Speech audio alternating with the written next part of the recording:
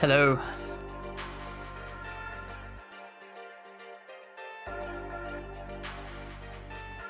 To be really clear, does that mean that my mic is live now, or just the stream is live? All right. Welcome everyone to the second day of Revolution's grand final action. We have a full day of matches for you today. Three, specifically. We will be starting out with Division 1, the match between Chocobros and Freaks and Beaks. Later on, we'll get to the Grandmaster Division, Turbulence versus Actually Boosted, and then the finishing off the day with Division 2, with Dream Crushers versus Helios DM. But for now, we'll start with Chocobros versus Freaks and Beaks, as we figure out... Oh, I haven't got Blizzard open. Yep. As I open Blizz, that's not good.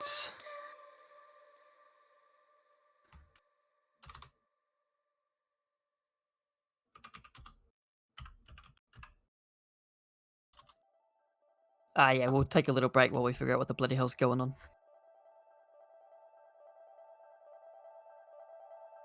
Cool. Hello. So on production, at least for this first match, we have Sunmilk, and I'm Temporal, and joining me in the caster booth will be Tony once he's ready to go. I'm ready to go, man. Cool. I'm just gonna get in here and we'll be ready to go. That's right. I'm not even in the game, so I mean... Me neither. Let's do I'm it. casting nothing at the moment. We're on live, yes? Correct, we are. Ooh, sorry.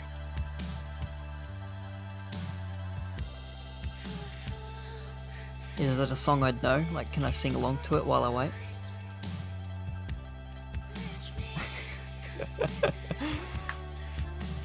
let me pull up the stream. We're live, damn it. No, we're not. Oh, because we're on delay. It's not going to be live yet. Yeah. So it'll turn on when it wants to. In any case, just looking at these two teams. So we have Chocobros, who went 3-0 in the realist. Didn't actually lose a match. Somehow didn't play many matches either. I'm not entirely sure how that happens, but in any case, they didn't lose. So they have a fantastic record across all map types, all the maps they've played.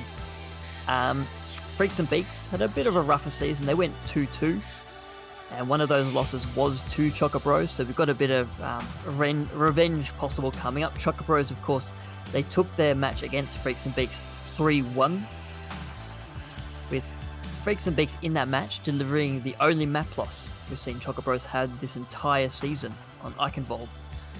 So definitely one to watch out for there once we make it to Hybrid.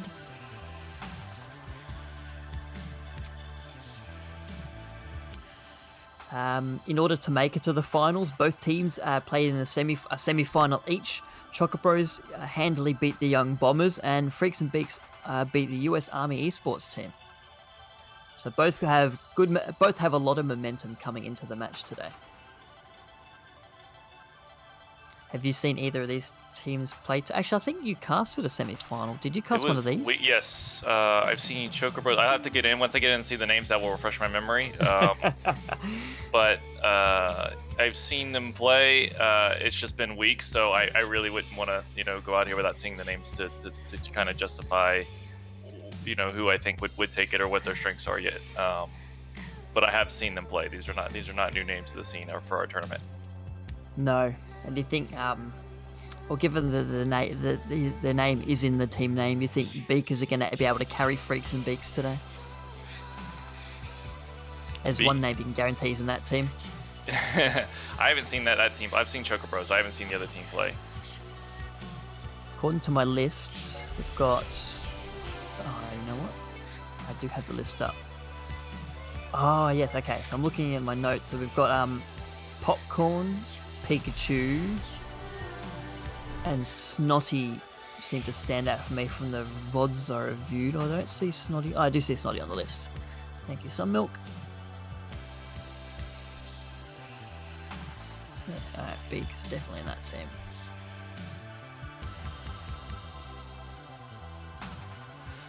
It looks like Busan will be the control map we select to start off this grand final match. Is your name Popcorn in game? Popcorn is in game, yes. All right. Team 1.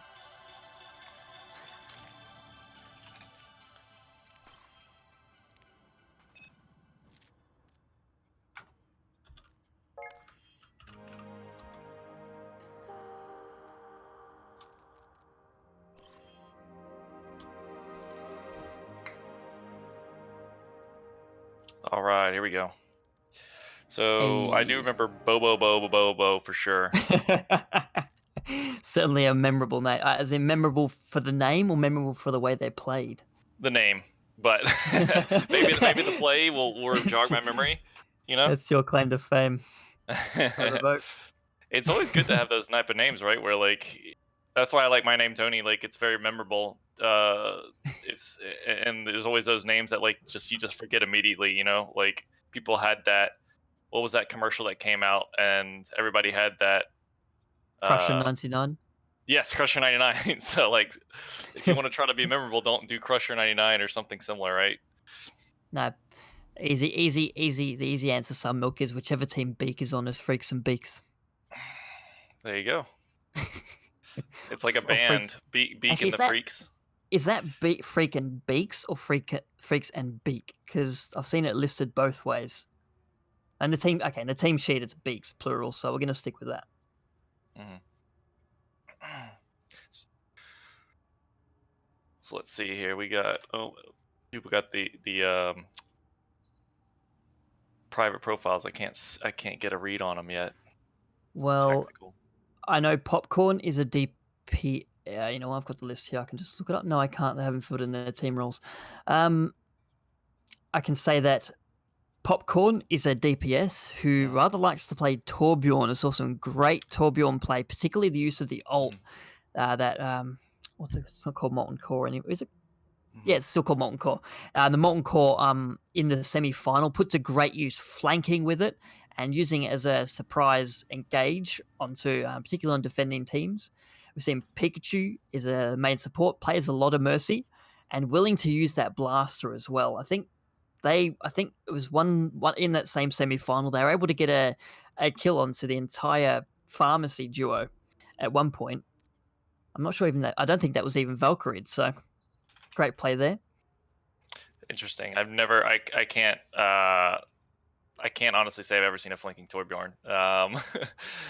So that would be really nice to see. I highly doubt whenever you play like the control maps, like Torbjorn just loses his viability because he's really good with the cart. I feel like more so than, well, if you can get point control, I guess maybe it can be good, especially with on live. I think it's probably better just because you can put it behind shields that stand up for longer. You know what I mean? The PTR patch makes it a lot more fluid, where Torb might lose his sustainability unless you put it on a flanking ADO, which can work as well, but you got to have a team that's willing to practice with it. And with the meta changing, it's like you never know if you practice something on live and then the meta changes with the patch, and then Torbjorn, the way you've been playing, it just doesn't work anymore because a different hero is now meta, right? So it can be tough. You know what? In the interest of saving everyone's sanity, yep. Thanks, Some Milk. On the side of Freaks and Beaks, I have some notes here. Beak, of course, the headline name of the team. Big personality, big plays. We'll find out over the course of this match. Also got Pavel playing a lot of Pharah, so quite a good Pharah as well.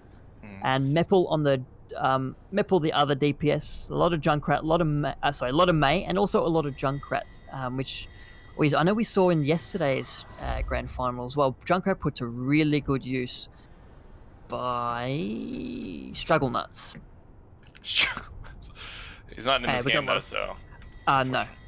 Well, Junkrat could play here especially if you get that first win and then they try to funnel up through one of the hallways, and that he could be very, very strong. But that's the problem, right? Winning that first engage, if they get out to the middle, then it can be a lot more open with a lot less direct angles, so to speak, with the Junkrat. So I would like to see it, but you have to assume that Mei is going to be a staple. It's such a strong thing for this because it's like the same reason where they go through the hallways, but you can win fight a lot easier just by left clicking. So the wall loses its value a lot in a lot of sense, but the left click is just always good. just hold it down, and it's pretty much foolproof. Definitely. As we get out here, the first of a possible 7-map series. Of course, the winner will be the first to reach 4 map wins. Being a grand final, we're effectively playing best of 7. First to 4, however you want to term it. As we see the Chocobro, or both teams, okay, getting aggressive on the high ground here. Wanting to run different compositions though. Reinhardt versus Orisa. And Ignore Pi, and Bo are the first casualties of this fight here. Of course, Ignore Pi, that feeling the wrath of that Mei we just talked about. Pavel doing a great job freezing them out, securing the kill. Ponyo takes a dive off the side. That really shows you the difference in playstyles here, because the Freaks and Beaks, there's just like pretty much guaranteed damage and affected, right? Like I said, the Mei left click and it's just guaranteed, just like a Reaper, as opposed to Chocobros with the Doom and the Hanzo, which are like, you can get good value, but it's not guaranteed. So they need to play a lot slower. So when they go straight into the Freaks and Beaks, it's like playing right to their strength, right? Because they're going to guarantee get value every single time, unless like you just completely whiff Reaper shots, which just doesn't happen. And as a Hanzo, I don't think you want to be the first falling in a fight, especially to an Orisa. That's kind of embarrassing. Anyway, Senin unleashes that. Oh, both teams unleashing the Coalescence. Lots of damage and healing going out, but that Mei freeze coming through there. In the meantime, Popcorn is able to capture the point, but I'm not sure whether Freaks and Beaks will mind that too much. They certainly have the player advantage. They'll come back and quickly recontest for the recapture. Bobo popping off here, man. Oh my goodness. Okay, yeah, Bobo, 3 kills straight out. The Dragon unleashed as well. Mebble not quite getting killed in the meantime. So what looked like almost a 1 fight for Freaks and Beaks, saved by Bobo. So that was really weird, like right with the Doomfist coming behind, like getting no value for the first like 10 seconds of that fight, and then they drag it out so long the respawn from the Ryan comes back and starts making a change, but Bobo obviously popping off. So it works, but I hate the strategy, right? Because you have to have your Hanzo just go off, and he wasn't even on the high ground anymore, right? Like he was just in the fight doing that. So. See, and then the smart play Pokemon. There you go, the Earth Shatter comes out for Ignore Pi. Doesn't get much, but Meppel is taken down. Gets the charge onto Citric as well. And in the meantime, you're going to hear this name a lot. Bo. Sitting on the high ground with that bow and arrow. Bow and arrow. I'd like to amend my earlier statement. I think it was his play, not his name, that mostly stuck out. I think he just very similar thing last time. But props to Ignore Pi as well for getting that shatter, and they just kind of jumped on the point without setting up their shields, and that's what happens when it gets to Ryan. Yeah, and there you go. The Death Blossom comes out from Meppel, booped up into the air, so not really getting much value off it, but Citric is able to follow up in the meantime. Get 3 kills, eliminating half of Chocobros here. Freaks and Beaks pushing onto the point. As we take up past 80%, they needed to take this fight, and it looks like they will. They do recapture the point here, retake control of the point. And that fight just exemplifies why this comp that Freaks and Beaks is running has been meta on this map for so long. It's just you run in and you can just take fights whenever you want with the Lucio and just slow people down with the Mei and wall them off and just run them over, just like what happened there. So Chocobro's gonna have their work cut out for them to take this back against the Mei without one of their own. And Popcorn going for another sneaky flank here. See if they can back up the point again, but they have been spotted out. This time, Freaks and Beaks a little more aware. But in that backing up, Snotty is able to take out Beak. You see ultimates come out from both sides. Popcorn's able to get the Meteor Strike straight into Bad Wolf. Meppel gets one back, but Bobo back in the fight again, taking down one. The DPS from Chocobros coming up big here. They flip the point back at 85%. 1 fight territory for That's exactly how you do it. Chocobros. You have to pull them apart. They gave up, instead of running, just charging the enemy team, Freaks and Beaks just ran back and split up, which is exactly what Chocobros wanted them to do. Yep, so the engage has to come through now. Overtime is triggered. The Gravitic Flux and the Supercharger, both the tank ults out. Ignore Pi throws down the Earth Shatter, doesn't quite hit Senden there. It's taken down in the meantime. Trades on both teams, actually. The DPS, both the DPS for Freaks and Beaks. It'll be up to the supports and the tank line for them to keep it going, and it looks like they will recapture the point again. Ignore Pi got raised up by the little moving things on the point, and his shatter whiffed. Oh my god! If that's why they lose the map, you gotta assume that's gonna affect him mentally. That's such a feels bad. But they're playing it so well, and he did a nice charge, even though he's about to die, trying to get the Doomfist on the ground. So this is gonna be a very tough fight for him without the Ryan shatter. There you go, sound barrier to engage here from Chocobros. They move onto the point. And ignored Pi. Okay, is the first to fall here. So the tank down for both teams. Bobo down as well. That's a lot of damage taken out of the fight. And I think Freaks and Beaks know that once that damage is gone, they're a bit safer from those bows, from those arrows. Sorry, Overtime will burn down Freaks and Beaks with the first capture here on Oasis. I wouldn't be too upset though if I was Choker Bros. I think they played that really well. I think that a couple things didn't go their way. Oasis, but their strategy approaching these fights was very strong. They understand the win conditions, especially against the Mei, and obviously that's the most close, congested fighting area for all these maps for Busan. So I think I would have to give Choker Bros the edge here going forward, just by the way they played, assuming that Freaks and Weeks doesn't have a different comp that they can play very strongly to pull out. So I would not be too down on myself if I was Choker Bros at this point. It definitely seems like they have everything they need to take this. Well, speaking of different comps, Freaks and Beaks swapping over to a Reinhardt Orisa composition. Different form of double shield here, and they've been countered by the Torbjorn of Popcorn is making its first appearance in this match. So I wonder if he's going to stay with the main team, or he's going to try and flank and try and put his turret out elsewhere. It'll be interesting to see what he does with it. So they're going to take up first position on the point, but unfortunately ignored by focus down. Meppel getting the final blow there. And that turret's out of the fight as well. Both the tanks from Choker Bros hunted down. They do get a couple of kills back and get ignored by resurrected, but Meppel going on a tear, cutting through another two members of Choker Bros. Looks like Freaks and Beaks will have control of this point, just the pharmacy remaining. I think he's going to want that call back, unfortunately, but I mean, they just got the last kill before he hit it, so I can understand why he did it. The comp from Choker Bros is very strong. I think they played it really well, except for they're getting too close and letting Freaks and Beaks take that first fight really easily without taking any damage. You need to give this Pharah some time to get some damage and or kills in order to make this work. Well, speaking of damage to the Pharah, she unleashes the barrage. Pavel cops the full brunt of that and is taken out of the fight. Ignore Pi goes down at the same time. Oh, Death Blossom into the backline. Meppel taking out one and the turret. And geez, Meppel coming out really, really big in both of these fights so far. Freaks and Beaks in firm control. That shows you exactly, I mean, the Pharah got a lot of damage, so she got her ult, which is great. She got a first kill, but that just shows you the brawling power of this comp Freaks and Beaks is running. So if Choker Bros had stayed up on the high ground and let the Pharah get the kill there, and then after her ult expired, let her contribute to the fight then, like for a few seconds then they would have easily taken that fight. But as it stands, they're in a big trouble here. Coalescence of both team. Beak throws down the Earthshatter. Nothing coming from that though. The Gravitic Flux on the point as Choker Bros, they're racking up the kills here. Snotty finishes it off with 2.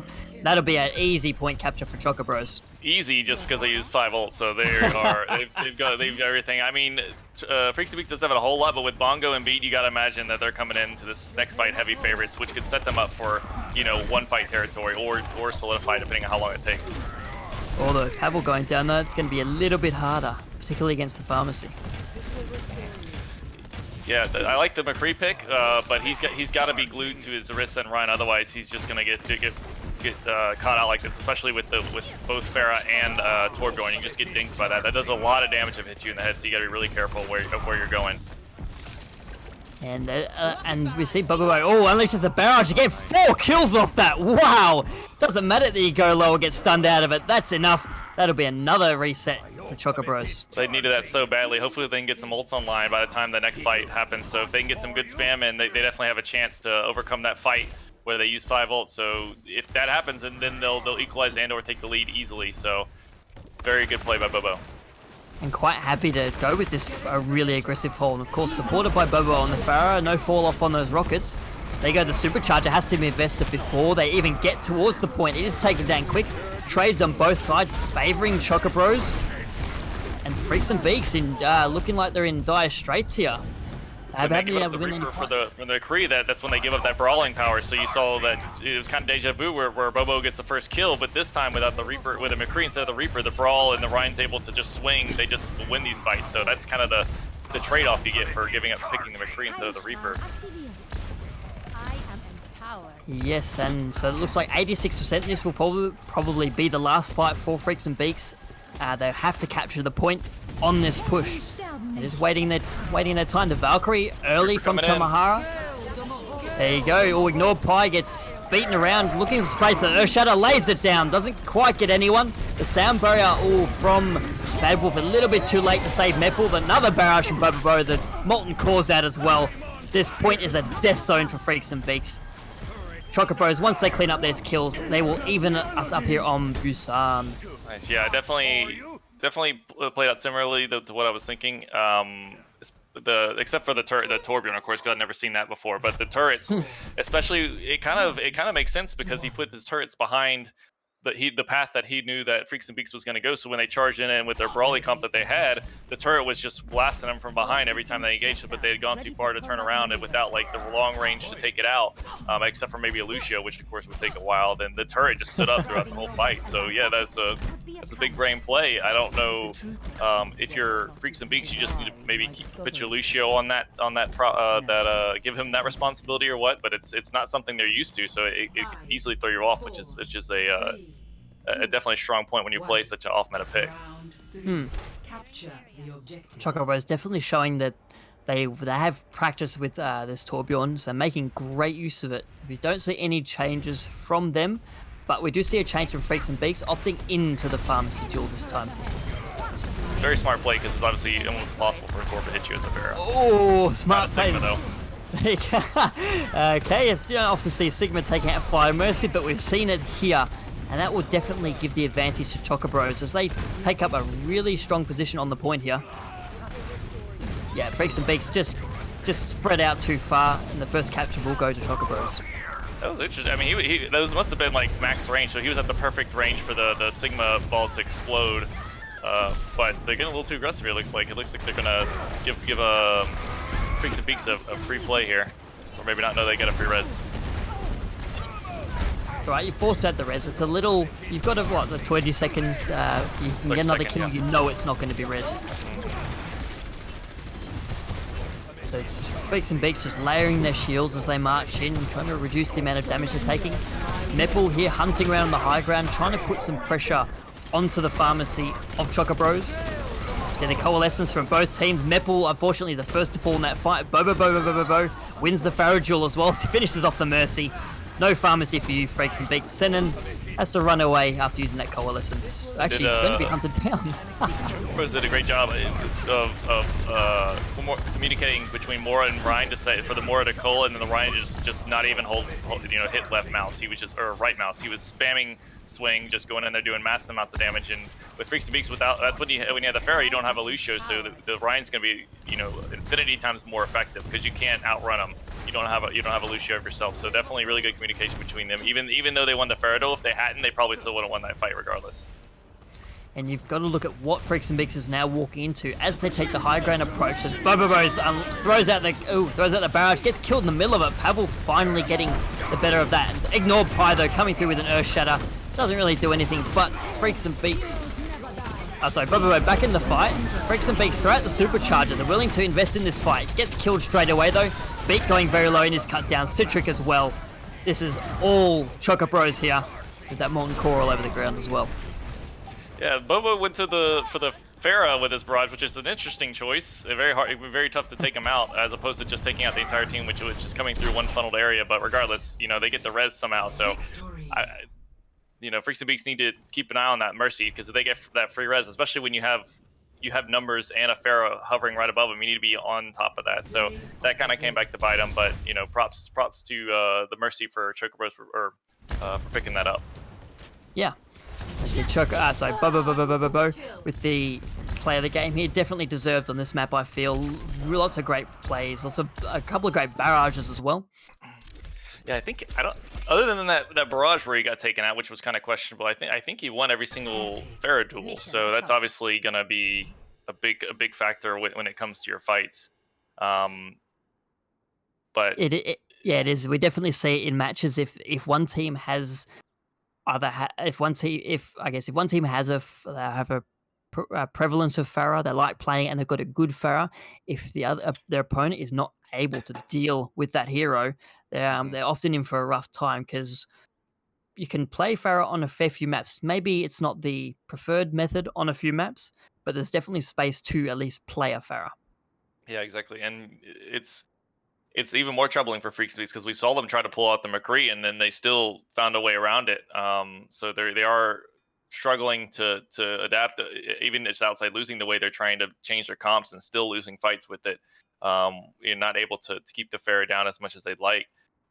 So, depending on the map, they'll have to adjust appropriately. And I've definitely been in that situation many times where the other team is a Pharah specialist. And if you aren't, it's such a different way of playing as you play against a lot of the more meta comps, especially when you take it to maps that it's not usual. So you have to be pathing differently and taking your engagements differently, and give it that extra few seconds for your shields to be up to 100%. So you make sure you have the maximum power coming into the fight, because she'll take you apart if you try and go in one by one, or go the normal path, which may not be as covered as alternate paths. So they have to take a hard look at how they want to approach it, especially with Havana being the next pick, which is interesting because it's definitely good in the first point the Pharah is, but as long as they get past that first point, then their chances increase exponentially, because that second point is very bad for Pharah.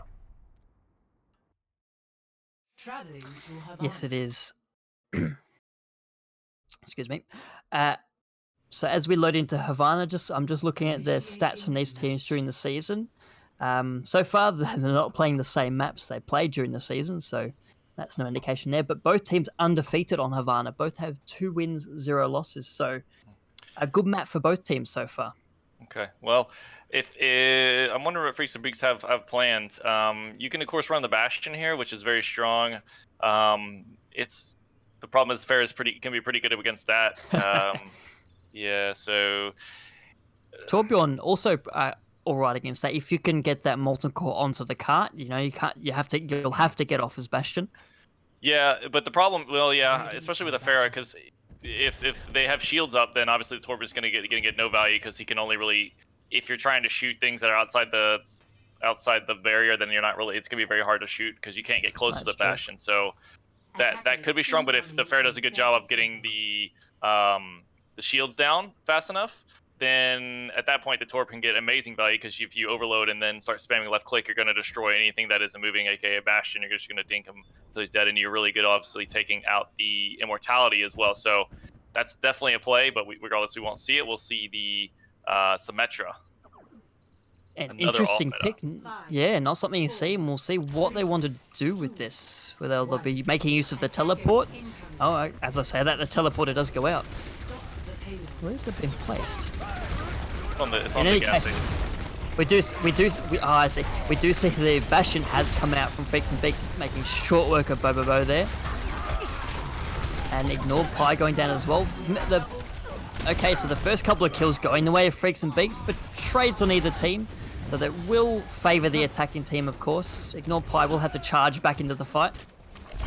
Big pick on the Symmetra, though. Losing the Symmetra is huge for this close range hold, so they'll need to back up, and probably Freaks and Beaks will get to push it forward to where they'll have to adjust where they engage, I think. If they can get out fast enough. Already off the Bastion as well. Mepple's changing across to the main. Interesting. Oh, never mind. There you go. They make sure to cover that res. Oh, nice job. They were quick to engage to get that res space from Ignored Pie. Good job by him. Yeah, and almost cut it off with the wall. We will see a Pharmacy Jewel in the sky again. We'll see if Pavel's able to get one over on Bobo this time. I probably should shorten it that far. There you go. The first 2 kills, the tank line of Choco Bros cut down, just sitting on the cart there. Bobo with the barrage, not able to get anything out of that this time. Will be cleaned up, and this cart will continue pushing through point A. The May has already been paying dividends from taking out the Pharah originally to sectioning off that Orion, and so that they can collapse on a very, very strong play. And if they get this first point, the value from the May is going to just skyrocket into the second point as well. So that's going to look very bad for Choco Bros if they aren't able to get a good last second contest here. Still sticking with the Symmetra here. That Photon barrier is ready to go, and they'll open it here right in front of the cart, offering lots of protection to that Pharah in the air. They'll use the teleport also to get to high ground. They want to use it, it's just up there in case you need it. Freaks and Beaks falls back a little bit. No, just drop down. Bad Wolf with the Valkyrie to keep the team alive. Also provide a little damage boost potential. Meppel throws in the Blizzard, able to finish off Popcorn. Ignored Pie goes down as well. Oh, Tamahara going for Resurrection. Gets it off on Ignored Pie and gets away with their life. So great work from the Mercy there. Just a bit of stall coming out from Choco Bros here. The Sigma was a won't little bit quite questionable. enough. They were already winning the fight, but the Symmetra ult kind of wasn't even used. They ignored Pyro right by it. Like, I think Freaks and Beaks kited back around the corner, so I think. Yeah, so they played the Symmetra ult well. Choco Bros probably could have hidden behind the shield, just waited out the time, but they've got a bit aggressive. Yeah, and they did a good job of waiting and then coming back with the May ult to win, and this is going to be very tough for Choco. Never mind. Bobo with a quick kill onto the farm is there. A little aggression from Freaks and Beaks. Not going to be respected by Choco Bros. This is our warehouse. We're keeping it. Yeah, I assume that Freaks and Beaks just want to use the Fair ult and swap, but Bobo is making it very hard for him to do that, so they're going to have to wait a little to the... Oh my... Popcorn onto the McCree as well is going to make Pavel's life a misery. They really could hold close, because if you hold close, then that means the May wall isn't going to be sectioning off as much because they're coming out of the choke, which means the May wall can be tough to get value out of. So I'd like to see them try and surround them, which is exactly what Bobo's doing. So props to them.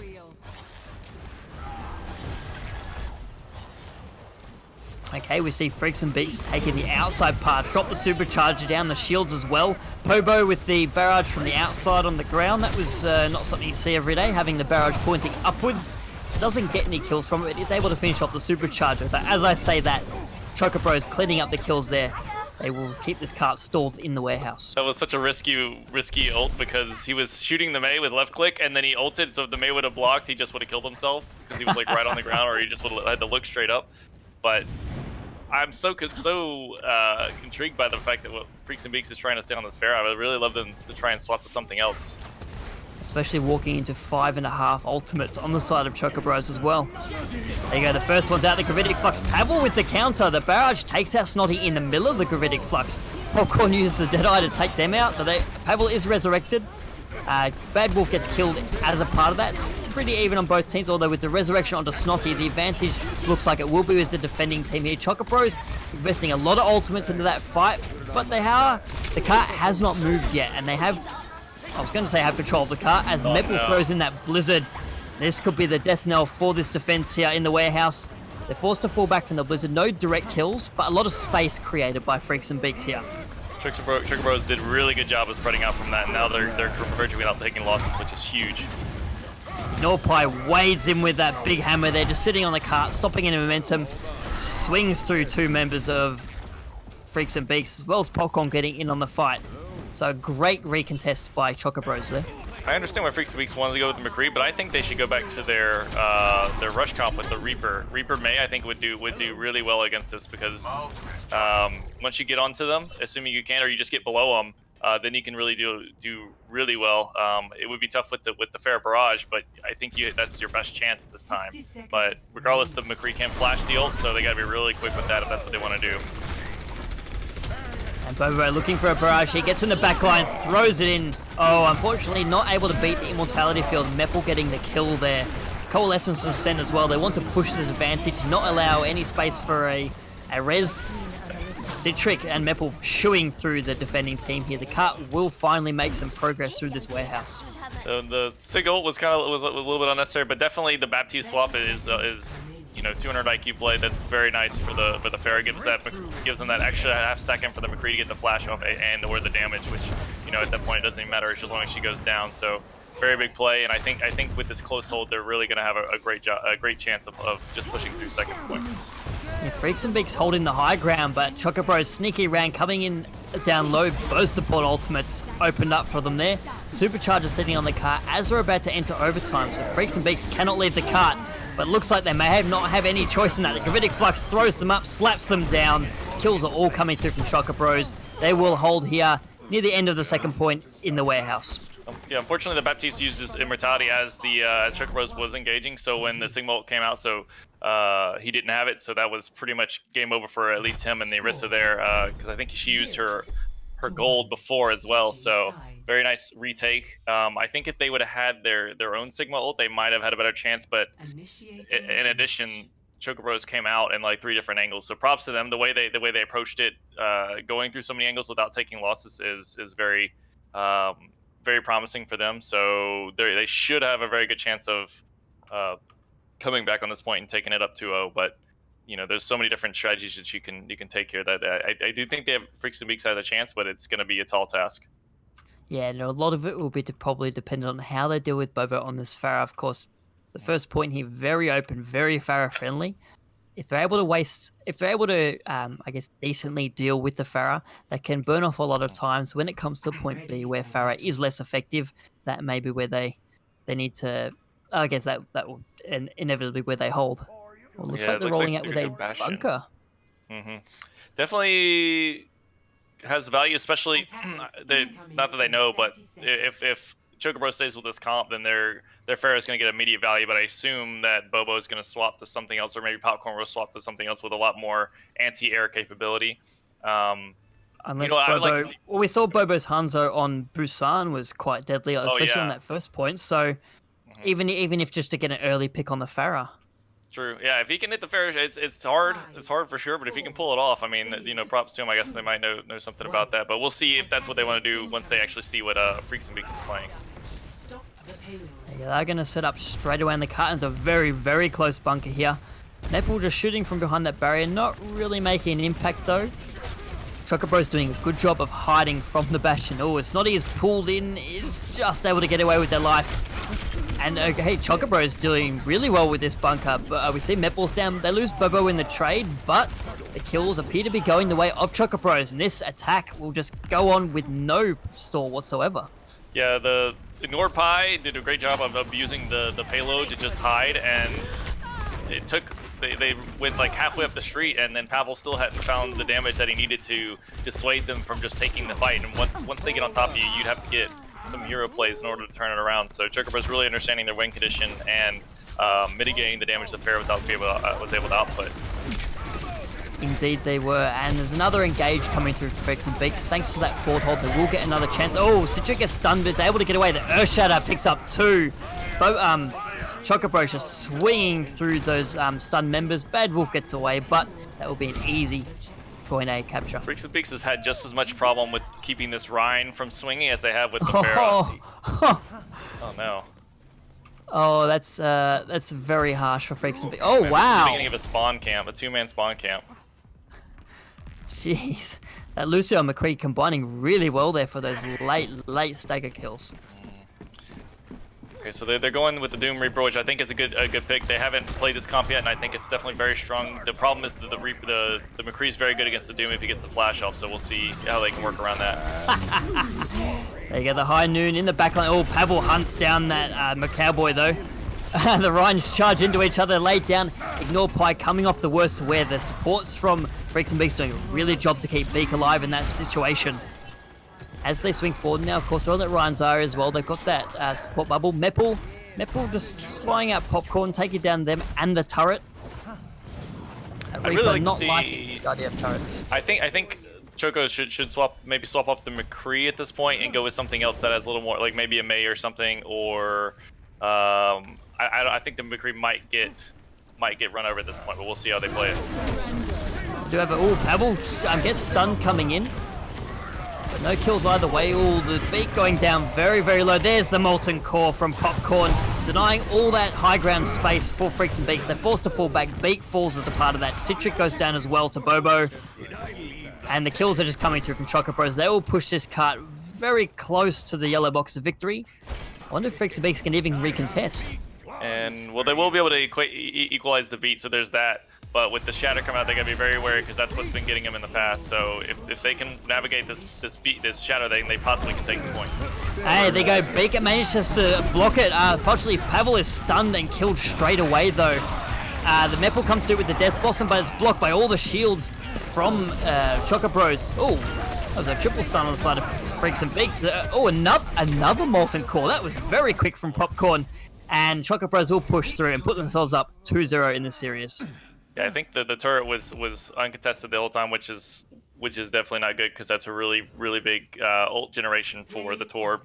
I feel like they're just thrown off by what they're playing. The McCree Torb is not something I've ever seen, and like how do you approach that? It's you get in close, they're losing. They try to do the poke game, they're losing. just props to Chocobros, I guess. I mean, it's hard to take the perspective of Freaks and Beaks and say what exactly do you need to be doing. Maybe they've kind of messed around with their take line too. There's nothing really they haven't messed around with to try and adjust. Maybe they do something with I think the BAP is getting them a lot of value. It's just their immortalities have been less than ideal when it comes to countering the Sigma ultimate. So I think they need to be a little more of that. But I think with the BAP and maybe if they want to do double main support, that might be good. But I think the Lucio as well, it's very tough to see what they need to do. But I think the BAP should be a mainstay for them at this point to try, because he's also really good at shooting Pharah with that damage buff he's received. Oh, of course, he is too. And if you can get him with and bundle him with like a Rhine Fire Strike, it's so strong. Or even just if you have the Rissa just plowing through it into the Rhine shield of Ignored Pi, then you can of course make him more defensive, which has been a big problem for them as well. So I don't know what map you pick at this point. Oh, they're picking Volskaya. That's a very good Farah map. I mean, I understand that if they're good at it, like that's what you're comfortable with, but you need to also take into account what's been working for the other team. And I think Anubis would be a good map pick instead. And maybe some other 2CPs, but you know, as it stands, you can if you do like a double shield up top and have like an Ana behind it, which you know obviously they don't have any damage fall off. If you have a good Ana to keep her in check, that's a really good play against the Pharah. You just gotta be worried about getting booped off. Traveling to Volskaya. Yep, as we load into Volskaya, these teams, the last time they played, they did play Volskaya, and Freaks and... Oh, my stats are funny, because it says Freaks and Beaks took it. Oh no, I'm an idiot, I can't read my own notes. Yes, Chocobros won 2-1 on Volskaya. They were able to hold off a second point, and they haven't lost Volskaya. Both teams actually have only played Volskaya this season. Chocobros 4 wins, 0 losses. Freaks and Beaks 2-2.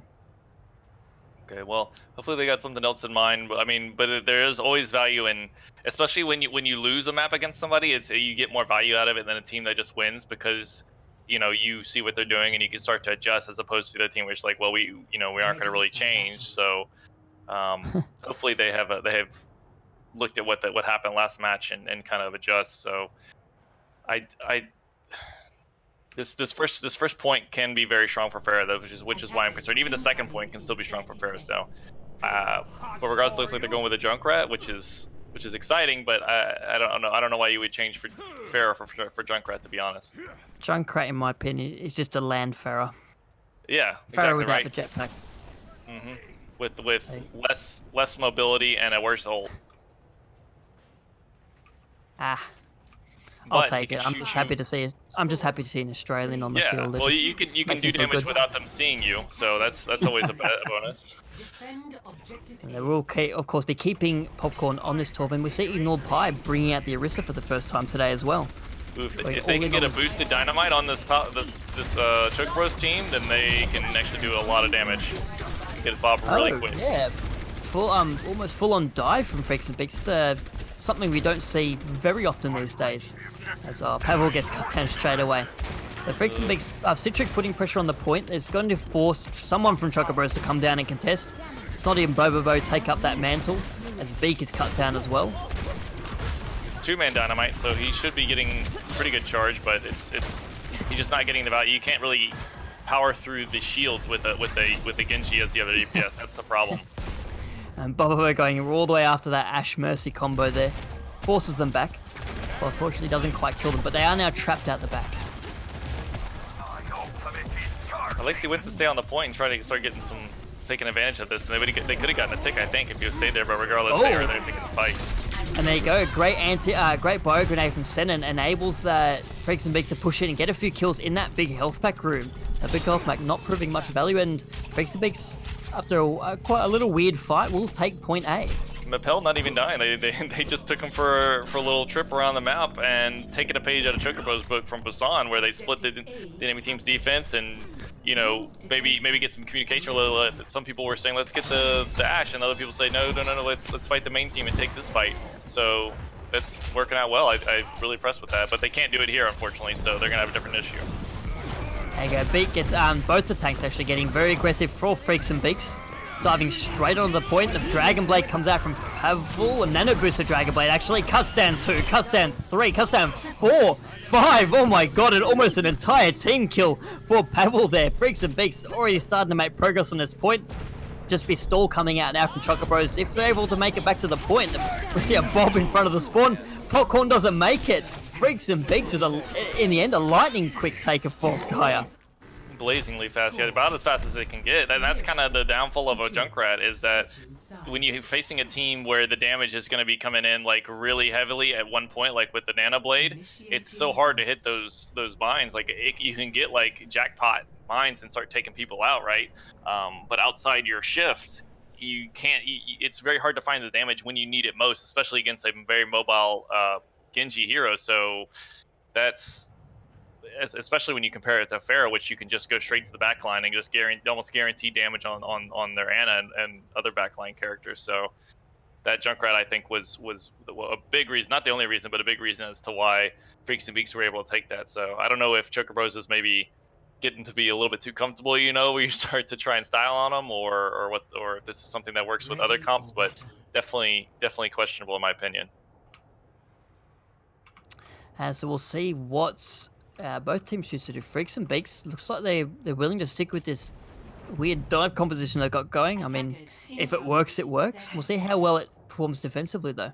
Yeah, if you can get the ball to knock people up, and then you're boosting the Ashe, and she hits a headshot, like any character that's not a tank is going to die instantly. So definitely can get some value there. But the problem is that Ashe is so diveable, which I think if Chocobros has got a read on that, they're going to play Ashe here, then that's definitely a very good counter pick, and I think Ashe will be in a lot of trouble without a huge amount of support and very good use of the coach gun to get away at the right time. Well, there you go, you've called it. Chocobros is running out with the dive composition. Wow, and with the Zarya though, so both teams running like 5 characters dive, 1 not dive. Anyway, Chocobros making moves straight to the point. Bobo goes down. Pavel finally getting one back on Bobo, proving they are the superior Genji for the moment. Both the support. Ooh, okay, Sending going down. Popcorn making quick work of that healer. Ignore Pie gets away after being by. Wow, Popcorn and kills the entire support line from Freaks and Beaks. This is going to be very, very difficult for them to hold if they can even do that at all. Citric going down, yeah. Wow. It was looking like Freaks and Beaks were going to take that. The very nice sleep by Senen on to ignored Pi, and then he jumped down, and that's when the Tracer was just on him the entire time, and he didn't get the support in time. And then the Bad Wolf came in for a little too early of a res because Popcorn still wasn't. He was just keeping an eye on that Ana's body and took them all out. So their dive is very strong. They're doing exactly what they need to do to take it to Freaks and Beaks here. So we'll see how they go. Chocobos ignore Pi going very aggressive, identifying where the healers are sitting up on that high ground. Snotty gets the kill on the Pavel in the meantime. Ignore Pi is going right after Bad Wolf. That Mercy not having a very fun day at the moment. Meppel going down as well. Oh, great Pulse Swamp stuck onto Citric, takes them out. And there you go. Popcorn's got Bad Wolf's number all over them. Oh, takes out Big as well. Popcorn, jeez. He doesn't just play Torb, man. He knows how to play Tracer as well. Yeah, and looks like this will be an even faster capture for Chocobros at this point. Citric coming out. It's got the Primal Rage though. That's a bit of stall. Trapped in the Graviton Surge, but of course while you're doing that, you are at least preventing the capture. The Primal Rage will wear off because you're dead. Popcorn coming out with the kill there. Now we see a Nano Booster Dragon Blade from Bobo this time. Cuts through Senen. Oh, goes after Pavel as well. Genji on Genji action. Some good stall coming out from Freaks and Beaks here, actually. They're still hanging around the point. We see Bad Wolf evading that Pulse Bomb. It looks like Citric will get back his kill straight away. And in the end, Chocobros with slightly less time than Freaks and Beaks. Yeah, definitely still really good attack.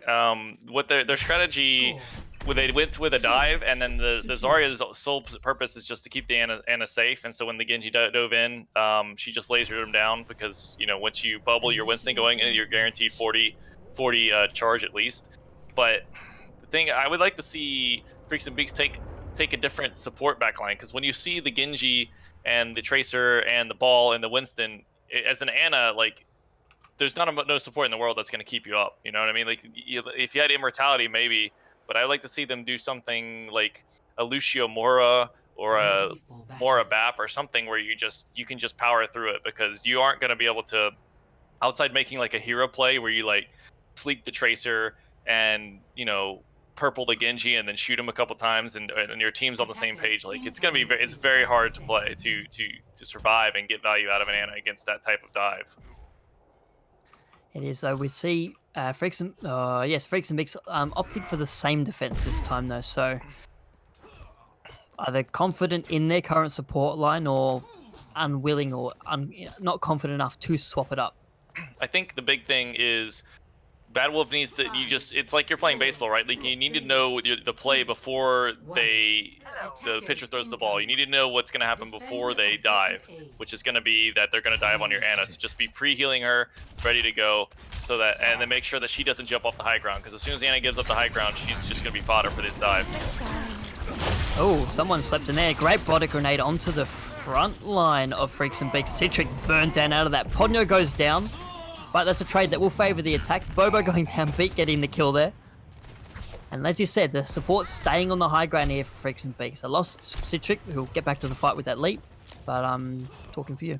Yeah, as long as they can keep the Norpai from getting a jump onto this team and splitting the heals, especially when she puts this barrier down up there, which makes it really hard for Ana to heal anybody, then I think they're going to have a really good chance. So as long as they keep pressure on the Winston, then that's going to be their win condition outside staying up top. Popcorn onto the Widowmaker now. So far, Mepple's getting the better of that battle. And Ponyo going down as well. Pavel getting in deep. And you see Freaks and Beaks here just harassing the members. Oh, Pavel going down. That's not a loss you want here. Of course, they do have the Mercy, but it's going to be very difficult to res, especially if Bad Wolf's on 1 health. Oh man, I'm loving what I'm seeing out of Freaks and Beaks, man. This 3-man squad, the Mercy, the Ana, and the Ashe just staying together as a team and just supporting each other and doing the damage they need to deflect this dive has been really cool. And they backed up into the room outside the barrier together, and it's just they're doing it really well. And I think that's been the crucial point of the defense for them. We got another change from Popcorn onto the McCree. Pete goes in, gets stunned, and bio grenade. It has to get out of there. The Bob goes in. There you go. Meppel unleashing that great character here. Okay, Bob cuts down Ponyo. Bob's sectioning out the whole team. Like the whole team is being divided by him. This is awesome. This is really good stuff. And yeah, and they good only focus. use 1 ult. They have 5 ults now. And good focus from Freaks and Bigs, taking on Ponyo at the start of every fight here. And with that Ana out of the way, of course, you've only got the Lucio healing. Yeah, so if they can just use these mines defensively, I think that's all they need. Big opportunity here. The nano boosts will be available on both teams here. We'll see what this Genjis can do. Northpike goes in. The Valkyrie from Bad Wolf in response to that. The attackers bring out the sand barrier, but Ponyo again cut down first. Pavel with 2 kills. Bobo unleashed Bobo with 2 kills as well. Essentially mirror trades on both sides. Denim will be brought back into the fight though. I'm not sure. Oh, I guess with Tamahara on Lucio, there's no resurrection coming for the attacking team here. There are those mines. You spoke of both the tanks using the ults, and Bobo gets blasted out of the way. What is happening, man? This fight is going into the dumps. Okay. Yeah. Finally take it. Yeah, so the closer respawns plus the faster comp is going to eventually win that fight. Freaks and Beaks did a really good job to even make that contestable with all the super strong, ults coming out. I think if the mines would have been placed up top where they were, then I think that you would have seen a much different fight. Because then the Genji couldn't have gotten the value he had, because they fell off the top and they spilled the top, and then I think he got the Ashe on the bottom ground and they were all split. So maybe next time they can take that. Oh, Pavel going down. The Zarya getting the kill from the low ground as well. That was smart. Well played. Oh, Citric trapped in the room there. Cut down. Beak as well. There's no tanks available for Freaks and Beaks here. Zodi throws in the Graviton Surge, keeping any remaining defenders from Freaks and Beaks off the point. They are cut down. And this looks like it will be another point capture as we see the that's just Popcorn there. Throws out the Deadeye. Gets Citric in the middle of that. Yes, this will be another point capture. Still a minute 20 left in the time bank for Choco Bros. I think Bad Wolf's suffering from the no man left behind syndrome, where he lost 2 people. He was on the high ground in a really great spot with his Genji his Anna and other backline characters, and he's one of his frontline characters died, and he flew in and just offered himself up to Choco Bros. So as we saw on the first point in the first attack, that's how he died to the Tracer, just trying to res the Anna. So I think either you need to wait a little bit longer until the fight kind of fizzles out a little more, or just say, look, I can't res you. It's better to let your teammate die and respawn than it is to sacrifice yourself as well. Even sometimes if you get that res off, it's still not as valuable, because a Mercy is one of the most important characters on your team. You know, when you lose a main support like that, your winning of fight chances is going to be dropping dramatically. So I think that's been something that Choco Bros has recognized really well, specifically Popcorn, to try and take him out when he does that. Yeah, support is a hard life. All you want to do is help your friends, heal them up, make sure they stay in the fight, and the other team just wants to spoil all your fun. Yeah, sometimes you just gotta say, look, I can't help you, man. You know, you messed up, or they did get a play, one or the other, or maybe a combination. Just say, look, take your loss. We'll see you next time when you come back. Yeah, we're seeing a change from Choco Bros here, going for the full bug composition, going away from the Tourbillon onto the Bastion this time. Defend objective A. And I don't think they're running a Baptiste last time either. No, they were not. There you go. You pretty much have to play Baptiste, right? Like, they just 1 and 2. Oh, no. Oh, so the shield was there from the Sigma, but unfortunately, Meppel was able to get around and pick off Tamahara. Pavel going down to the Bastion. I don't think you're too worried at the moment if you're Freaks and Beaks. Pavel will get back quite quickly. Interestingly, Bobo's playing without the Mercy at the moment. Oh, because the Mercy died. I'm a fool. Oh, nice and ball. the Bobo. There you go. Yeah, Bobo has spotted out the Mercy Ash combination. This time they're able to finish off those. Kills. So no distraction this time, and Pavel gets cut down again. Beak will get out with their life. They got to a good spot, Freaks and Beaks did, but they just need to get right below the Bastion. I mean, the pool's going to come and you're going to take some damage, but you should, as long as you aren't taking damage ahead of it, you should be able to survive it. Maybe not with a Winston though, that might be a problem, but they just need to be able to surround them and then take them out, or maybe change up the comp. I don't know if Winston's just going to get destroyed. Every single pool is going to be a kill. Yeah, so the bunker's still set up here on the high ground. Oh, send him pulled into range of that Bastion. Gets healed up though. And Meppel gets the kill on the Bobo. The resurrection does come through this time. Tamara able to get away unscathed. Bobo picks off Citric. The configuration tank coming out from Popcorn. Cuts down Meppel. Bad Wolf will isolate it around the back again. Freaks and Beaks very spread out at the moment. Pavel going down as well. Has the Dragon Blade available though? They just don't. They have strong. This comp is confusing me, and so they don't have a whole lot of shield break. They have pretty good dive, but then you have an Ashe which isn't really dive, and you can't even use Bob up top, so it's not going to help you whatsoever. So I'm very confused as to how they pull this off, unless Meppel keeps getting these really good picks without it being rezzed, and they take the fight win. So this is going to be very tough with this current comp. Pavel up top with the Dragon Blade. Oh, the Nano goes onto them as well. So the Nano Blade's out. The Minefield's on the top, like he called out from last time. That makes quick work of the bunker there. Those ultimates put to great use in Freaks and Beaks. They will capture point A off the back of this. So, once they divulge the comp and get them off the top, then Impel can kind of take them apart. So they're definitely doing a great job there with that. And with that, I would like to see Choco Bros swap it up. Maybe they're definitely get off the Bastion, right? No, it looks like Popcorn's... Popcorn's Hanzo. onto the Hanzo now. Hanzo might have a tough time at the beginning to get on him, though, so he's going to have to hit some big shots. Oh, Citricus on the backline. Bob now out on the point. Starting the point capture. The Supercharger taking it down. Good work, Bob. Against the kill on Nordpie as well. I didn't know there's a bit of Omnic on Omnic action here. The kill's going both ways. It looks like the kill trades are slightly favouring Freaks and Beaks. As I say, that Bobo, able to take out 2. Snotty getting in the action as well. Looks like the defense for Choco Bros will hold here. No progress made. 2 minutes left in the time bank. Yeah, the Baptiste is really working out really well. I think it's been underutilized up to here. because that immortality just gives them the freedom to just run the damage on that. Wow, what an accretion from Snotty. Able to take down Citric there, forcing the res out before they even get out of the first point. Yeah, this is why you don't see this character. He just gets absolutely just destroyed. He's just not viable in this meta very much. Yeah, this Primal Rage forced out of Citric as the Gravitic Flux invested by Snotty gets Beak in the air, but the Beak is able to survive. A kill from Citric onto Popcorn as well. No immortality field for the defenders. Bobo, not having any of this though, gets the first kill onto Pavel. And with the remaining members of Freaks and Beaks going low, they will be forced to retreat. And it'll be a question of can they get away with their lives? I'd say just give it up. I mean, especially if you're there's Anna here and there's Mercy, you're just staggering yourself at this point.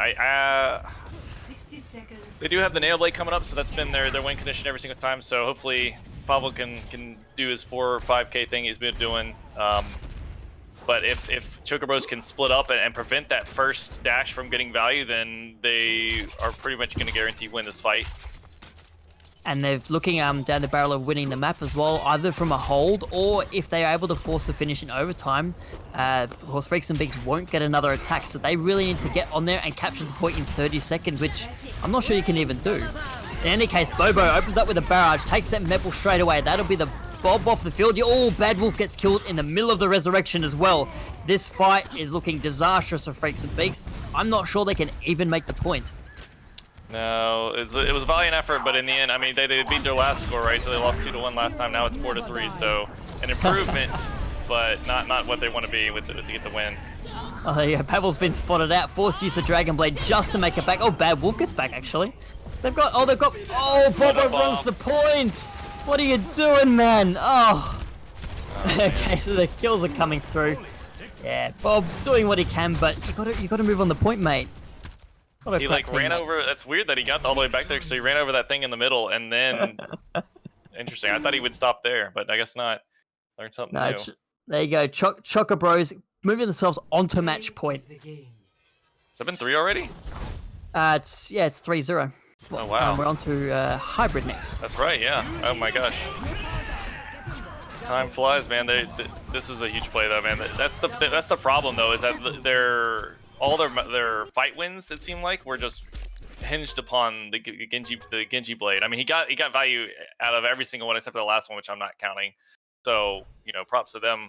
But when you have to rely on that, when it's so hard to get value, that's the problem, because especially when they're playing Bastion, like your what is the Genji thing he shoots? The shurikens are not going to be hitting people. They're going to be hitting shields, which means no ult charge is being generated. So it takes them a lot longer in this meta to farm that, which is part of the reason why it's bad as opposed to many other ones. But that's it takes too long. So they need something that can generate fight wins earlier than that.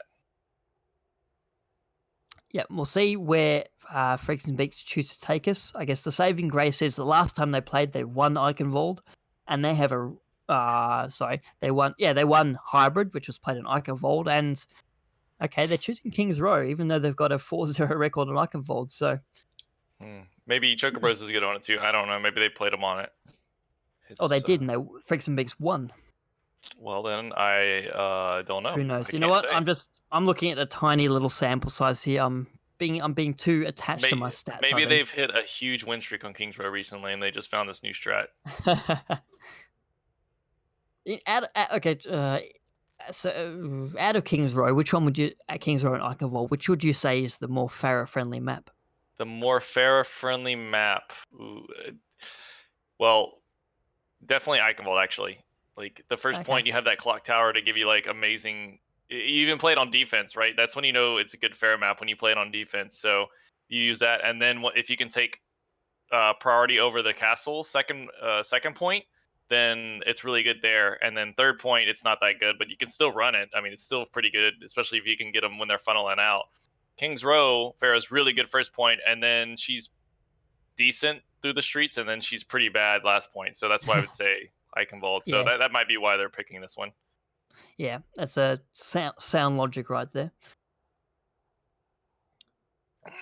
But I think if they get more Baptiste in there, I think you can handle the Pharah. Whenever I play Baptiste, I feel really strong. Anna can sometimes do it, but you're just too susceptible to other other things that the attacking team can play. So I think if they went with the BAP, especially because you can abuse those corners in Kings Row a lot more, and you can really force that Pharah back, because that 25 meter buff that he got really makes a big difference, especially against Pharah, because she's usually pretty far. She's not like in your face, generally speaking. She's pretty far away. So I would like to see them try to abuse that. Yep, and of course, at least to counter the Pharah, you see if Choco Bros opt to use Pharah on defense, you do see the Widow out of the gates on first point. Widow and Hanzo actually on first point of Kings Row, so that could make life a little more difficult for Bobo on the defensive side. Yeah, Pharaoh defense on Kings Row is not as popular. I don't think I haven't seen it in a long time, but on attack, definitely very strong pick. Just because you have obviously the benefit of when you're on attack first point Kings Row of scouting the enemy team and kind of counterpicking. So if you play Pharah, then they can, generally speaking, well, maybe not Freaks and Beaks is how it's been going, but you can pick something to where you can counter her, and especially if you can put like a Widow up in the movie theater, then you can really take it to her. And if you go around the back alleyway with that mini, then that's a really good spot to hide and to recover and take out Pharah as well. So I would be very surprised to see a defensive Pharah. Well, there you go. You called it. And we see Bobo rolling out on the McCree. The tour, well, not really more surprised anymore, but if this was the first time, I would be more surprised. But it can definitely be strong, especially if you can put the turret upstairs and Freaks and Beaks doesn't have anything really to take it out, then it just get guaranteed value once they push, and that's a benefit too, because it's guaranteed damage when you need it. It's if you put it where your team's defending, so if you put it around the corner, then window. Okay, yeah. So if they push around the corner and your team engages there, then you have guaranteed damage coming from high. So definitely can add some value. They just need Chugarbuzz needs to know where to engage, and then they can make it good value out of this Torbjorn. I like the pick. Wow, there's an old man on the field. Meppel on the Soldier 76 as well. I mean, you might try something, right? Uh-oh. Never mind. Never mind. Gone already. Back to the drawing board. Oh wow, a very, very aggressive defense from Chocobros. Well, I mean, you don't really need a turret when your Torbjorn hits that left click. It does like 150 damage if it hits you in the head, so you're going to be in huge trouble. And obviously, it doesn't have any damage fall off, so you can just spam with impunity from a super safe distance since they don't have Freaks and Beasts doesn't have any snipers. So that's why I like to see them pull out a Hanzo or a Widow, because you can actually get some really good opening picks, which will guarantee the first point pretty much. Oh, Meppel interestingly changed to Reaper and changed back to Soldier 76, sacrificing about 10% ult charge there. But they're able to make use of that hero, take out the turret. Bad Wolf though going down, and as well as Beat, that's a lot of the speed and shield gone. Another great defense from Chocobros. I feel like at this point, Freaks and Beaks are kind of like at that point where they're like, all right guys, we're just going to try anything and everything, and they're kind of like maybe getting a little tilted, and just hit that point where you just feel like nothing's working. So you try Soldier. Yeah, we saw Meppel being hunted down by Lucio in the backline. They're not able to win the one-on-one. I think if he... It's hard back to the fight, though. Yeah. There you go, Coalescence and Deadeye on the field for the defense here. It finally comes out, doesn't get anything, but it forces Freaks and Beaks back. Ignored Pie goes in, gets the Earthshatter off, makes it to lay down 2. Those kills are follow-up. A great trade there from Ignored Pie. Meppel, the only one left remaining. They lost to Ryan, but definitely valid trade. The strategy seems pretty good, but the problem is that they're going to have a huge problem outside or with this Genji blade. So if they maybe grab him, that might work, or if they get a sick flash. So I think that this Nano Blade is going to get a lot of value. I'd be surprised if they don't win this fight off it. There you go, as you said, the Nano Blade, oh, stunned straight away, but able to get away. Cuts out Tamahara, but in the meantime, Ignored Pie eating through the members of Freaks and Beaks here. So that Nano Blade not getting much done. The rest of Chocobros able to easily counter that. The problem there, the reason they didn't win is because he dashed at the Mora, and the Ponyo did a great job of saving his fade. So he dashed at, I believe it was the McCree, took him out, and then he dashed at the Mora, which is not something you ever want to do unless you know she doesn't have fade, because after that your Genji blade is going to be nullified. You won't have any more dashes. Swing in the air. Oh, Popcorn's moved the turret around, but unfortunately it's going to be pounced upon by Freaks and Beaks. I don't think they're expecting to take that high route. Oh, great body grenade too. Just forces back the tank line from Chocobros. Tactical visor out. That's a sound I haven't heard in a while. able to kill Tamhara, but the kills going on both teams. Bobo and Ignorepie coming out really big in this fight. And what looked like an alright fight for Freaks and Beaks has turned again firmly in the favor of the defense. That's why you don't see the fight. I mean, they did get the sound barrier for it, but they still can't pull out the fight win. So pull up to the Junkrat, but it might be too little, too late. They need to get a Nano Blade really fast, I think, in order to take this point. Otherwise, it's not going to happen. Ignorepie has another Earth Shatter, and there's no Reinhardt here to counter it. They could lay it down. Starting out of it. Wow, great work by Bad Wolf to deny the Earth Shatter. Although, in the end, it doesn't really matter. Just the kills just coming through for Chocobros. This defense is looking really solid here. Here's what they need to do. They need to have their Ryan take a lot of damage, let the Ana farm up the Nano Blade really quick, put somebody on point, get the Tracer on the point real quick if you can get there, and then let the Nano Blade go. That's the only way they can win this. They've got to get out of spawn here. 2 stunned inside spawn. Pebble finally looks at the Dragon Blade. Where did that Graviton... Oh, the Graviton Surge in spawn. Can they touch? They can... Oh, no. Can someone get... No! A full hold here for Chocobros. A great win condition here. All they need is 33%. Score. Yeah, and the way it's been going, I would be surprised if they don't take it in the first fight. Just their neutral fights, even without the ults, Chocobros has been doing really well of understanding what they need to do. And it's like they know what Freaks and Beaks is going to do before they do it. Outside Popcorn being up at the top where they came up the stairs, and well, even with Overload, I guess he assumed with Overload and movement speed plus the armor, he's able to get out, but they burst him down a little too quickly. But their rotations have been really good, and they've been going together as a team. And whenever their Ryan charges in, which he's doing surprisingly frequently without being punished as much, they are always there to back him up. So that's been one of the highlights for me for Chocobos at least. Yep. So this is make or break for Freaks and Beaks here. They've got to have the same or better defense. Otherwise, the Chocobros will be taking this championship. So it all comes down to now, and we'll see. Yeah, I think Symmetra's a good pick, because if you just have to hold close. I would like to see them do Symmetra May, because once again, you have the Genji Blade, which has been really good, but you'll need to win fight, and then you can't lose a fight. So it's not about trying to win one fight; it's about winning every single fight now. So are you scared? We'll see how they want to play it.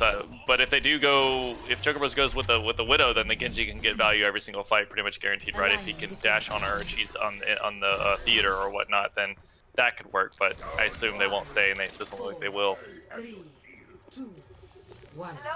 So there's we're going to see a Soldier 76 on the Chocobros attack as well. Pavel spotted them out. They're running up the stairs. The 1v1 in the hotel, 2v1 in the hotel. Pavel able to get away with their life. Though Custom Popcorn being chased by Tamhara. Ignorepie going down as well. This is a good start for Freaks and Beaks. Ooh, I was clinching a little bit because when Pavel goes in and Lucio comes to support the Soldier, he has to do some big plays to get it. So Pavel's Genji has been really impressive, which is not something I ever thought I would say. Genji's impressive in this meta, but he's done really well. But that's the problem. He's got to make a really big play every time to make that worthwhile. Oh, Pavel gets stunned, but able to get away. Yeah, great bubble from Citric to keep the Genji alive. And again, the kills coming through from Freaks and Beaks. There's 1-2 fights, but we haven't even had a minute pass yet on this attack. Yeah, that's the thing. They are doing it right, where they take that early fight, right at that choke where they can set the turrets up and whatnot. It's just the ults. Well, I guess they're swapping the Doomfist. I don't like the Doomfist because his ult is not a fight winner. That's the reason why I don't like him. He can get some big picks, so if he doesn't get a pick in the neutral fight, then he's not going to have value. And he will be running into a Nano Blade potential in this fight as Ignorepie comes around over the side. The Photon Barrier invested as well. We'll see what Chocobros wants to... No, okay, so Chocobros wants to fall back, but Freaks and Beaks run through. Beat gets 2 off the back of the Earth Shatter. 3 actually off the back of the Earth Shatter. Great play by the Reinhardt there. And smart from Freaks and Beaks too, not investing too many ultimates. Yeah, it's nice. I mean, it definitely looked a little awkward, but at the same time, when you're playing against this team that can just rush on you, then you want to be the one proactively throwing out the shield. So I like the shield from Impel. Definitely made him, much more secure in that push. Pavel hiding in the back line is able to get away though after being spotted. Unleashes that Dragon Blade, gets the Nano Boost as well. Cuts through Ponyo. Freaks do lose Bad Wolf in the meantime, but with Bobo going down as well to a great biotic grenade from Senon, that'll be another defensive hold. That's the another benefit of playing this defensive comp that Freaks and Beaks has. They have 2 main supports, so they still have a main support here that can keep them up. Well, there we goes. Bad Wolf's coming back. The Genji's traded on both sides here, but Beat just tearing through the attack. Ponyo's Coalescence cutting down that main tank, though. I guess as you get a kill, you die at this rate. There you go. Ponyo with 2 kills off. A post-death kill there. The supports need to get together. He needs to help us. Oh no. The supports got separated. This is not looking good. Oh, Senon and Pavel caught out in the point here. The Graviton Surge. Solo grab on the Ana, but that is what Choco Bros needed. They're almost there to that tick. Beat trying to do what he can, but Choco Bros will take out Division 1. They are your champions. Well done to Choco Bros. That was a very good defense, though. That was a very good defense. I think with some minor changes to how they engage, and they got split up there at the last fight, but I think they did a very good job. Yeah, we'll see. There you go. Freaks and Beaks. Consolation prize here with a great Earth Shatter play of the game. Yeah, really great play from Choco Bros across this entire series. Yeah, they definitely had Freaks and Beaks numbers. They didn't need ults to win. They were just winning fights like without any ults whatsoever. I think they took the vast majority of the first fights in every single situation. I think if we played another map, I think every single map after this one, had we played more, would have been closer and closer until I think Freaks and Beaks would have got them. But unfortunately, they only need to win 4, so which is a lot of maps. But I think they were improving every single map. Yep, and commiserations to Freaks and Beaks. Said they did that was as you said, that was a decent hold. They were playing that King's Row defense really well. They were coordinating their targets. They were using the right ults at the right time. So definitely, I felt like if that series had gone on a bit longer, they may have found their rhythm and being able to get back into it a bit more. But unfortunately, that was match point for Choco Bros, and they were able to take it out. Yeah, go ahead.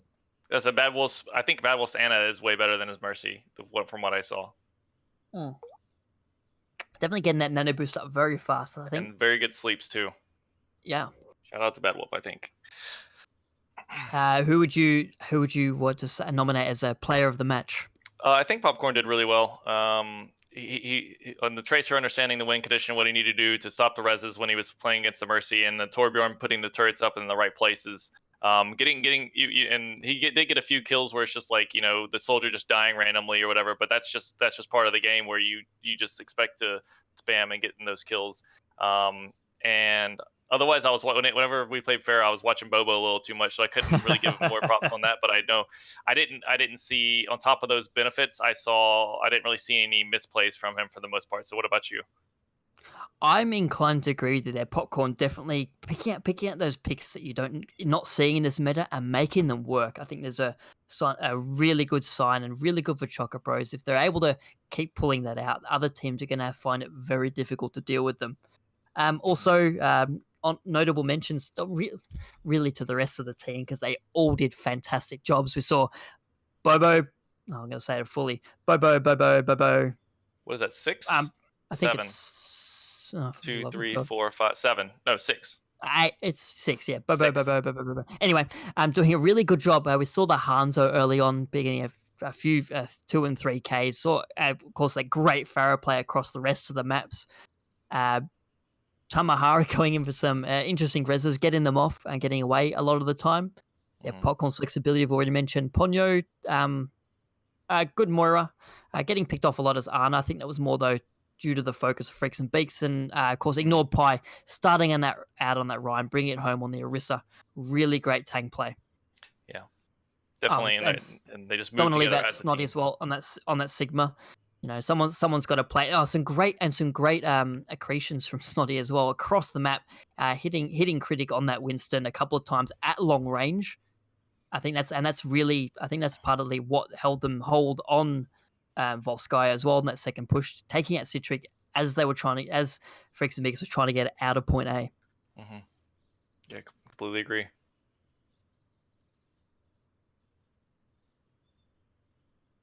Sure.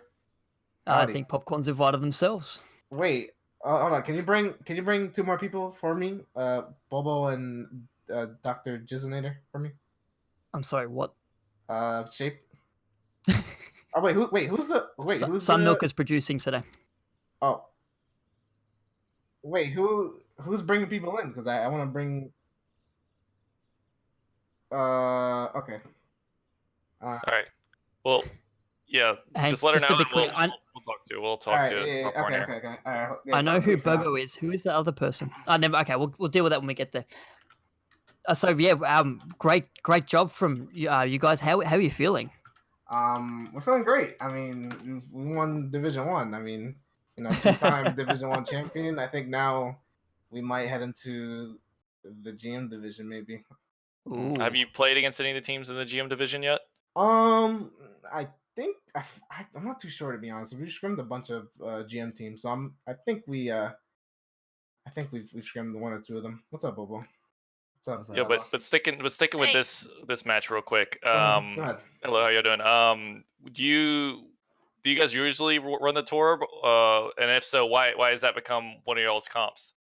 Um, it's well, we actually started implementing it last scrim. It was just an idea, and then we implemented it last match, and it kind of worked really well. And we just been rocking it ever since. Budget Reaper. The Budget Reaper with an aimbot turret. Yeah, for sure. Especially because I saw a lot of times whenever Freaky Weeks was using like a rush comp or whatever, and they would speed it on you, the turret would be behind them or around a corner, like Mhm. especially on Busan, Yep. with the bongo map, and they would be like around a corner and they would be sandwiched between the turret. Yeah, and either draw their attention away from us or alleviate pressure from the front line. So yeah, that was all planned. So you can Of give me course, another checking. Yeah, yeah. Thank you. Sorry, I'm a little sick right now. But yeah, no, we just implemented that recently, and it's been working out fairly decently. So now on Volskaya, that's a different story. But I think the other previous two maps were really good. Wait, you played it on Volskaya too? Yeah, first Volskaya defense. first defense. We just Oh yeah, when they got like the super fast. Okay, yeah, yep. yeah, we just got rolled. Yeah, We'll live and learn. we live and learn. As Popcorn said, it's still a new implementation. We're still working on it. Yeah, we're still working out the kinks. So Well, I assume what happens is that with the tour, it's like we can't run it everywhere. So I definitely think you guys. I don't know if you want to like maybe try and force it and work and make it work because obviously nobody's really practiced against it, or if you just want to say, okay, this guy is just a no go, or maybe only on second point. yeah, no, for sure. Well, the thing is, we like practiced on PTR for a little bit before the tournament, and so it kind of like messed up. We kind of didn't have much like going into the tournament, so Yeah, we were playing as if the finals were going to be in PTR. So we the last 2 weeks we've been like going heavy on PTR scrims, and wouldn't you know, they delay the patch for a week. Yeah, right. Classic Blizzard, in the company, It's Oh all good. jeez. But other than like the Torbjorn Cup, like what do you guys feel that was something you guys had over the enemy team that one of your strengths that contributed to your win? I think we had a Snotty. Yeah, I agree. Snotty definitely the MVP of our team. What did you do And, well? I beamed him down. uh, 80 charge, maybe. Excuse me. No, that's Oh, our yeah. off tank. That's our off tank. I knew it was the off tank. I did. Well, the name in Discord is not Snotty. Yeah, it's so not that's the why. same. Oh, sorry. Sorry. Yeah, Snotty's always a very consistent player and also a very good communicator. Are you the shot caller? No. Definitely not Okay. that's a No. game pie. He's the Yeah. loudest one. So I think what we fairly do well is we've been playing together for a really really long time. So I think we just have All our 6 of teamwork's you? well, we have 8 or 9 of us, but yeah, all 6/9 of us. We've been playing for fairly decently, so together. So I think just big teamwork and communications huge within our team. I think that's what we do. One of the best. I think that that speaks to what I was saying earlier. You'll see on the cast. I was saying that you guys moved together really well. Like when you guys your Ryan charged in, you were always there to support him, whether it be with bubbles or just presence in general. Of course. Yeah, there's also a lot of trust that gets built, a lot of fighting, and after resolving those fights, a lot of trust that everyone wants to win, and kind of allows us to play different comps, a lot of non-meta stuff, and make it work. Mm-hmm. Yeah, we had our fair share of fights, fights to where some teams will disband after, but Since we're like really close friends, we work it out, resolve it, and I think it like strengthens our bond. For Hell sure. yeah. Mhm. Will you have any questions for them? I got nothing. Yeah, nothing. nothing. He's just in awe. Well, thank you guys for commentating and streaming. That's really nice of you. Appreciate it. It's Yeah, it was always a lot good of fun. to have that.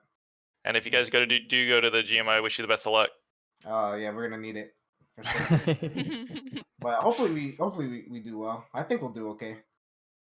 It's gonna be a lot of changes. That'll be the drama of next season, then, won't it? Yeah. I'll be looking out. But if that's nothing else, I think that's all we got. Did you guys have any shout outs or anything you wanted to say before we conclude the interview? Yeah, I'll go real quick. Shout out to the 6 people on our team. And then we have our off people. We have Jay, Pika, Panda, and Porio. Those are our big 4 subs that we have. Am I missing anyone, Bobo or Ella? I think you counted 3 people. Wait, I see. Oops. I don't know if I'm missing anyone, but it's always good to have our subs on our team. And yeah, that's all I gotta say. Ella, you got anything? I don't know. I'm just thankful for our team. Thank you to our fans too. Yeah, to our Appreciate you fans. guys. Yeah. Temporal's your biggest fan now. Yeah. Oh yeah, Number love 1 the fan. Torbjorn. Thank you, but I appreciate it. Bobo, got anything? No, I'm good. All right. Good. Yeah, Ella. Yes. Wait. All right. So MVP Wait. of our team is Snotty Yes. at our off tank, in my opinion. Landed really clutch rocks.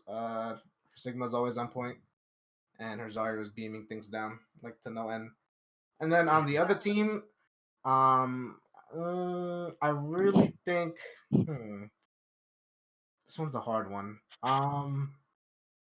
You guys have any suggestions before Ella? On like every. Oh yeah, Meeple. Yeah, Meeple. I think Meeple is really, really good. Yo, I loved him on the legs, dude. His DPS was actually kind of sick, and it Mhm. was giving us problems for sure.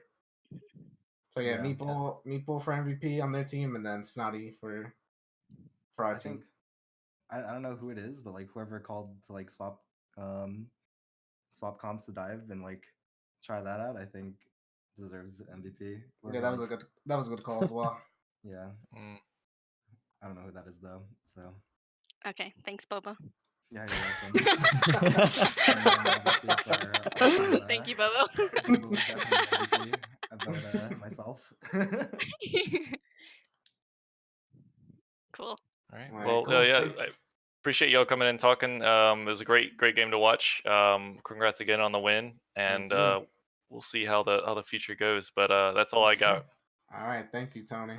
Yeah, thank you. Tony. Thank you, guys. Appreciate Bye. it. Bye-bye. Later. Yes, we are. So thank you to both the teams, Chocker Bros, the champions, and Freaks and Beaks for playing today. Thanks to all the other teams in Division 1 for making this such a great contest that got us to this point. Thank you everyone for watching. And so I've been Temporal, been joined by Tony Milk. Also Tony. It says Tony Milk in Discord.